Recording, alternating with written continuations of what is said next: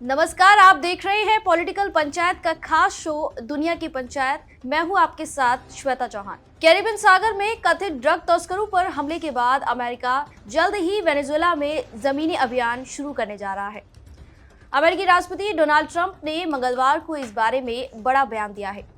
उन्होंने कहा कि अमेरिका बहुत जल्द वेनेजुएला के अंदर रहने वाले बुरे लोगों पर हमला शुरू कर देगा। इतना ही नहीं, ट्रंप ने वेनेजुएला के राष्ट्रपति निकोलस मडूरो को ड्रग तस्करी का सरगना बताया और उन्हें पद छोड़ने के लिए भी अल्टीमेटम दिया है।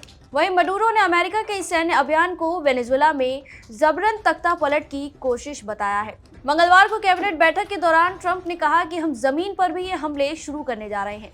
जमीन पर हमला करना बहुत आसान है, हम जानते हैं कि वे कहां रहते हैं। ट्रंप की ये टिप्पणी ऐसे वक्त में सामने आई है जब उनका प्रशासन कैरेबियन में कथित ड्रग तस्करी वाली नावों पर हमले के लिए कड़ी जांच से गुजर रहा है। रिपोर्ट्स के मुताबिक इन हमलों में अब तक 80 से ज्यादा लोग मारे गए हैं। अमेरिका के इस एक्शन को मानव अधिकारों का उल्लंघन बताया जा रहा है, क्योंकि अमेरिकी सेना पर 2 सितंबर को कैरेबियन में चल रही एक संदिग्ध ड्रग बोट पर 2 बार हमला करने का आरोप है। कहा गया है कि शुरुआती हमले में उसमें सवार सभी लोग नहीं मारे गए थे, तो इसके बाद दोबारा हमला किया गया। पर ट्रंप ने बैठक में युद्ध मंत्री पीट हेग्सेथ का बचाव किया और कहा कि ना तो उन्हें और ना ही युद्ध मंत्री को संदिग्ध ड्रग बोट पर दूसरे हमले के बारे में कोई जानकारी थी। ट्रंप आगे कहते हैं कि मुझे दूसरे हमले के बारे में पता नहीं था, मुझे लोगों के बारे में भी कुछ नहीं पता था, मैं इसमें शामिल नहीं था। अमेरिकी राष्ट्रपति ने आगे कहा कि हेग्सेथ हमले से संतुष्ट थे, लेकिन दूसरे हमले के बारे में वे नहीं जानते थे, जिसमें 2 लोग शामिल थे। वहीं हेग्सेथ ने अपने बचाव में कहा कि उन्होंने पहला हमला लाइव देखा था, लेकिन फिर वे अपनी मीटिंग में चले गए। हेग्सेथ ने आगे दावा किया है कि उन्हें दूसरे हमले के बारे में कुछ घंटे बाद पता चला और यह भी कहा कि उन्होंने किसी को जिंदा नहीं देखा। वहीं इससे पहले अमेरिकी राष्ट्रपति डोनाल्ड ट्रंप ने वहां के राष्ट्रपति निकोलस मडूरो को देश छोड़कर भागने की धमकी दी थी। इस बारे में 30 नवंबर 2025 को ट्रंप ने स्वीकारा था कि उनकी मडूरो से फोन पर बात हुई थी। हालांकि उस वक्त दोनों नेताओं के बीच क्या बातचीत हुई ये पता नहीं चल पाया था। मियामी हेराल्ड की रिपोर्ट कहती है कि ट्रंप ने फोन पर निकोलस मडूरो को चेतावनी देते हुए कहा कि अगर आप खुद को और अपने परिजनों को बचाना चाहते हैं तो फौरन देश छोड़ दें। लेकिन वेनेजुएला भी अमेरिका के आगे झुकने को तैयार नहीं है, क्योंकि मडूरो ने इन शर्तों को मानने से साफ इनकार कर दिया है। बता दें कि ये तनाव हाल ही में तब शुरू हुआ जब अमेरिका ने ऑपरेशन सदर्न स्पीयर लॉन्च किया था, जिसके तहत अमेरिका ने कैरिबियन और पूर्वी पैसिफिक में अपने करीब 12,000 सैनिक तैनात कर दिए थे। यह खबर इसलिए भी चर्चा में थी क्योंकि अमेरिका ने दुनिया का सबसे बड़ा और एडवांस विमान वाहक गेराल्ड आर फोर्ड तैनात किया था, जिसे चलता फिरता मिलिट्री बेस कहा जाता है। पर अब सवाल ये है कि आखिर क्यों अमेरिका वेनेजुएला पर अपनी नजरें गड़ाए हुए है?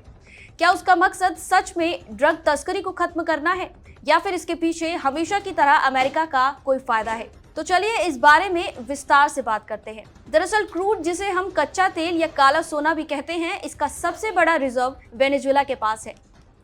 रिपोर्ट्स के मुताबिक इस दक्षिणी अमेरिकी देश के पास करीब 303 बिलियन बैरल कच्चे तेल का भंडार है। कई एक्सपर्ट्स का मानना है कि अमेरिका वेनेजुएला के इस रिजर्व पर कब्जा करना चाहता है। वैसे दोनों देशों की ये लड़ाई काफी पुरानी है, क्योंकि अमेरिका और वेनेजुएला ने औपचारिक तौर पर 1835 में राजनयिक संबंध स्थापित किए थे। तब से ही अमेरिका की रणनीति रही कि वहां के तेल और प्राकृतिक संसाधनों पर नियंत्रण बनाकर रखा जाए। पर जब 1999 में ह्यूगो चावेज सत्ता में आए तो यह लड़ाई आर्थिक फायदे के साथ विचारधारा से भी जुड़ गई, क्योंकि चावेज ने वहां बोलिवेरियन क्रांति के माध्यम से समाजवाद को बढ़ाया। अब इससे आपको विवाद की जड़ तो समझ आ ही गई होगी। चावेज के पावर में आने के बाद होता यह है कि वे क्यूबा के फिदेल कास्त्रो जैसे नेताओं से संपर्क बढ़ाना शुरू कर देते हैं। ये वही क्यूबा है जिसके सोवियत संघ के साथ बड़े अच्छे संबंध हुआ करते थे। और चावेज ने जो बोलिवेरियन क्रांति शुरू की थी, उसका मकसद था देश के प्राकृतिक संसाधनों को पहले गरीबों को देना, न कि उसका फायदा विदेशी कंपनी को उठाने देना।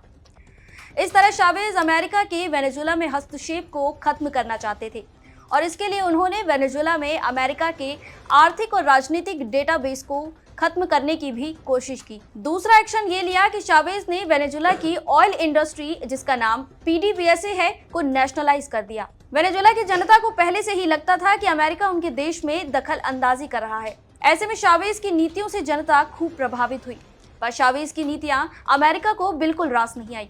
उसने साल 2002 में अप्रत्यक्ष तरीके से तख्तापलट करने की कोशिश की, पर अमेरिका की ये चाल सफल नहीं हो पाई और केवल 47 घंटे में चावेज दोबारा सत्ता में लौट आए।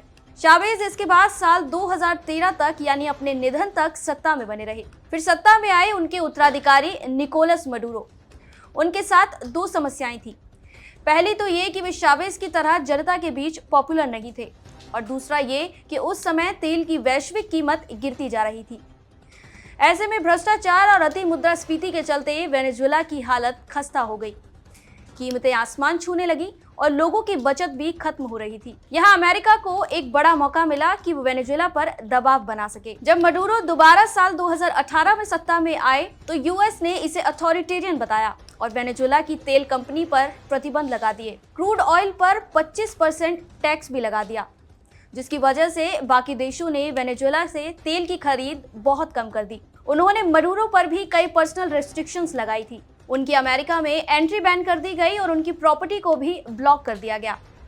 पर इन सब के बावजूद मडूरो अमेरिका के सामने झुके नहीं और अभी तक सत्ता में बने हुए हैं, क्योंकि उनके समर्थन में रूस, चीन, ईरान और क्यूबा जैसे अमेरिकी विरोधी देश हैं। आगे देखना यह होगा कि ट्रंप और मडूरो की ये दुश्मनी का परिणाम क्या होगा। आज के लिए बस इतना ही। अगर आपको ये जानकारी अच्छी लगी हो तो वीडियो को लाइक और शेयर करें और चैनल को सब्सक्राइब करना ना भूलें।